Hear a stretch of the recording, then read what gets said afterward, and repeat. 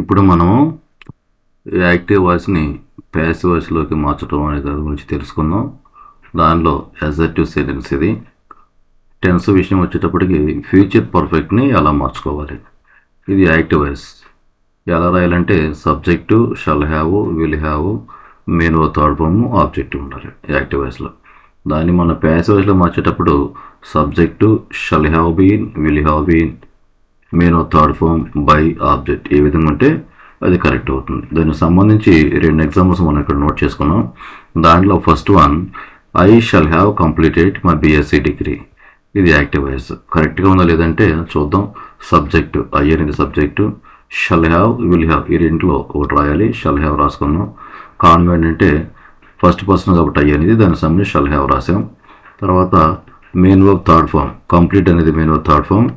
లాస్ట్లో object, my BSc degree అనేది object. సరిపోయినంత వరకు. నెక్స్ట్ ఇక్కడ ప్యాసివ్ వాయిస్ అనేది ఈ విధంగా రాసేం లేదు, ఒకసారి చెక్ చేద్దాం. సబ్జెక్ట్ మై బీఎస్సీ డిగ్రీ అనేటువంటిది సబ్జెక్టు, అది యాక్టివ్ వాయిస్లోనే మై బీఎస్సీ డిగ్రీ అనేది ఆబ్జెక్టివ్ ప్లేస్లో ఉంది. దాన్ని తీసుకొచ్చినప్పుడు ప్యాసివ్ వాయిస్లోకి అది సబ్జెక్ట్ కింద మారిపోయింది. అది నెక్స్ట్ షల్ హ్యావ్ బీన్ కానీ విల్ హ్యావ్ బీన్ కానీ రాయాలనుకున్నాం. ఇక్కడ మనం విల్ హ్యావ్ బీన్ అనేది రాసాం. ఎందుకు విల్ హ్యావ్ బీన్ రాయాల్సి వచ్చిందంటే మా బీఎస్సీ డిగ్రీ అనేటువంటిది థర్డ్ పర్సన్ మనం ట్రీట్ చేస్తాం ఈ సబ్జెక్ట్ అనేటువంటి, కాబట్టి విల్ హ్యావ్ బీన్ ఇక్కడ రాసాం. ఇక్కడ షల్ హ్యావ్ ఎందుకు రాయాల్సి వచ్చిందంటే ఇది ఐ అనేటువంటిది ఫస్ట్ పర్సన్ కాబట్టి షల్ రాయాల్సి వచ్చింది. Next main verb third form, ఇక్కడ కంప్లీట్ అనేటువంటిది మెయిన్ వర్బ్ థర్డ్ ఫామ్. తర్వాత బై అనేటువంటి ప్రిపోజిషన్ రాసేసాం. లాస్ట్లో వచ్చేటప్పుడు ఆబ్జెక్ట్, ఇది మీ అవుతుంది. మీ ఎక్కడ నుంచి వచ్చిందంటే యాక్టివ్ వాయిస్లోనే ఫస్ట్ రాసినటువంటి ఐ అనే సబ్జెక్ట్ ప్లేస్లో ఉంది. దాన్ని లాస్ట్లో తీసుకొచ్చినప్పుడు ప్యాసివ్ వాయిస్లో ఆబ్జెక్ట్ కింద మారిపోయింది. సెకండ్ ఎగ్జాంపుల్ చూద్దాం. They will have declared the holidays. ఇది యాక్టివ్ వాయిస్. దీన్ని ప్యాసివ్ వాయిస్లో మార్చేటప్పటికి the holidays will have been declared by them. ఇది ప్యాసివ్. కరెక్ట్గా ఉందో లేదో చూసినట్లయితే స్టార్టింగ్ సబ్జెక్టు, దే అనేది సబ్జెక్టు. నెక్స్ట్ షల్ హ్యావ్ కానీ విల్ హ్యావ్ కానీ ఉండాలి. ఇక్కడ విల్ హ్యావ్ రాసుకున్నాం. తర్వాత main verb third form, declared అనేటువంటిది main verb third form. Next object, the holidays అనేటువంటిది ఆబ్జెక్ట్. సరిపోయింది అంతవరకు. మరి దీన్ని ప్యాసివ్ వాయిస్లో మార్చేటప్పుడు ఈ విధంగా రాయాలని చెప్పుకున్నాం. అది ఒకసారి మనం చెక్ చేద్దాం. సబ్జెక్ట్ ది హాలిడేస్ అనేటువంటిది సబ్జెక్ట్, ఇది యాక్టివ్ వాయిస్లోని ఏదైతే లాస్ట్లో ఉందో అది మనకి ఇక్కడ ఆబ్జెక్టు, అది ప్యాసివ్ వచ్చేటప్పటికి సబ్జెక్ట్ కింద చెప్పుకున్నాం. నెక్స్ట్ షల్ హ్యావ్ బీన్ కానీ విల్ హ్యావ్ బీన్, వీటిలో మనం విల్ హ్యావ్ బీన్ ఇక్కడ నోట్ చేసాం. తర్వాత మెయిన్ వర్బ్ థర్డ్ ఫామ్, ఇక్కడ డిక్లేర్డ్ అనేటువంటిది మెయిన్ వర్బ్ థర్డ్ ఫామ్. ఇక్కడ ఆల్రెడీ మనకి యాక్టివ్ వాయిస్లో డిక్లేర్డ్ థర్డ్ ఫామ్లోనే ఉంది, దాన్ని యాజ్ మనం ఇక్కడ రాసుకున్నాం.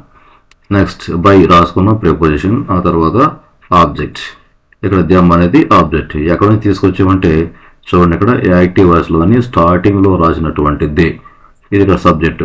దాన్ని ఇక్కడ తీసుకొచ్చేటప్పటికి దమ్ కింద మారిపోయింది. ఇది ఇక్కడ మనకు ఆబ్జెక్ట్ అవుతుంది. ఈ విధంగా రాసుకుని సరిపోతుంది. ఒకసారి మనం రివైజ్ చేద్దాం.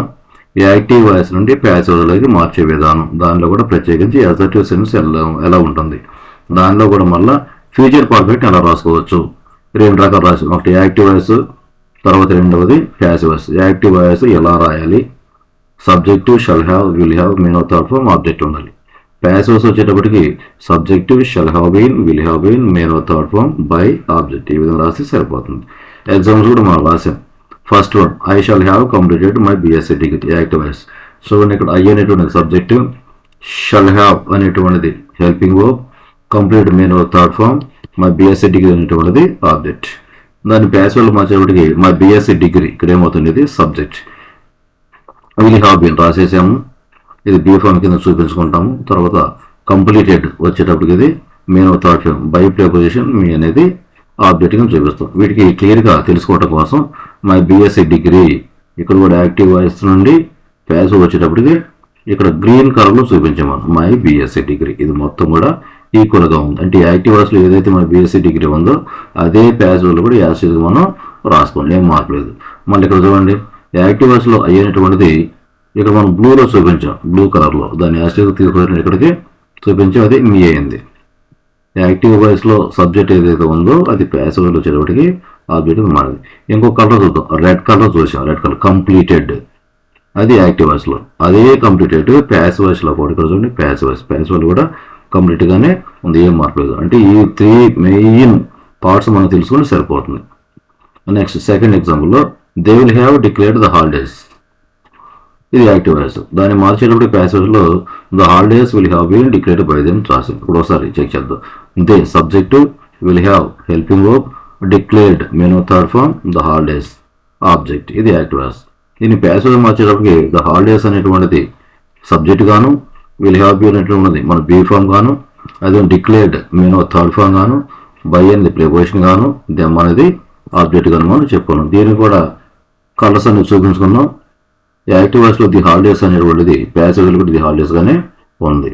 నెక్స్ట్ యాక్టివ్ వాయిస్ ది అనేటువంటిది ఈ బ్లూలో చూపించుకున్న కలర్లో, ఇది ప్యాసేజ్లో వచ్చేటప్పటికి దెమ కింద చూపించాం. నెక్స్ట్ యాక్టివ్ వాయిస్లోని డిక్లేర్డ్ మెనూ థర్డ్ ఫామ్, అదే డిక్లేర్డ్ మెనూ థర్డ్ ఫామ్ ప్యాసేజ్లో మనం రాసుకున్నాం. ఏం ప్రాబ్లం అనేది లేదు. ఈ విధంగా గుర్తులతో మనం ఎప్పుడైనా చెక్ చేసుకున్నట్లయితే ఈజీగా గుర్తుంటుంది. దీనివల్ల మీకు బాగా ఉపయోగపడుతుందని నేనైతే నమ్ముతున్నాను.